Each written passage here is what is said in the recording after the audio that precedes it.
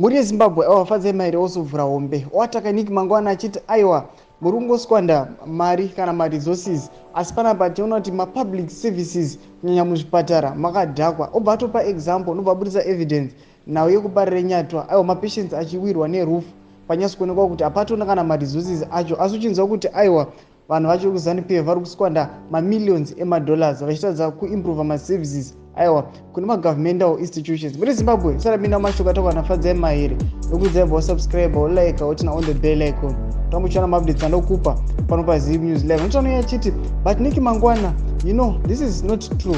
The truth of the matter is that Zimbabwe's public health system has collapsed and is on a terrible trajectory. This tweet paints a false picture and dangerously out of touch with the crisis of public health.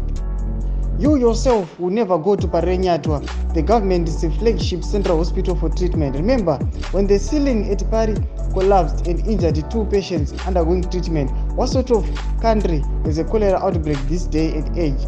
The stronger evidence what stronger evidence do you need that a public health system is broken? Those are no such chita aiwa imi mukarwara pana ukamboenda Parenyatwa kuti munorapwa asi munoda kuti citizens aende ikoko nokuti anopa example pamwechete ne-evidence aiwa mapatients achiwirwa neroof. Ndo mashoko anoitaurwa panapa naFadzai Mahere achiti aiwa public health services adhakwa muZimbabwe, nyika yarohwa nekolera ino 21st century. Ndo zvikaitaurwa naFadzai Mahere. Tiudze mafungiro enyu munoti kudii pamusoro pemashoko aya.